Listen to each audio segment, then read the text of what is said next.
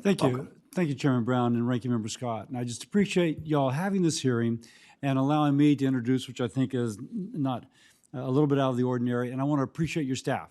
My staff says your staff has been fantastic to work with, and we thank you for that. Thank you.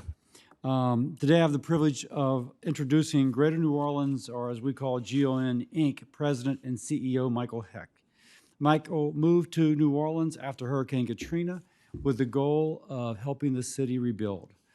Previously, after 9/11, he had worked in New York in the mayor's office running their small business recovery program. So when Katrina hit Louisiana, devastating tens of thousands of people and businesses, Mr. Heck took action by running a similar $250 million Katrina small business recovery program for the state government. He helps when communities have been struck. Now, there's many lingering effects of Hurricane Katrina, which he is going to speak of, but one of the most obvious is the method to assess flood risk.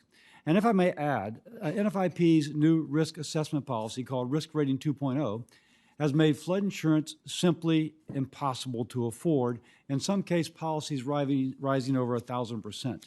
In some cases, flood insurance premiums being higher than a person's mortgage.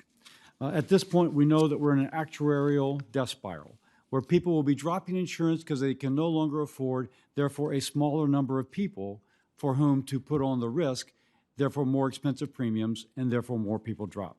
Mr. Heck will address this and the impact it's having upon families and businesses.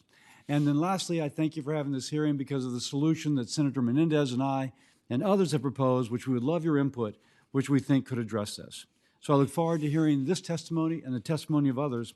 Once more, I thank you very much for having the hearing.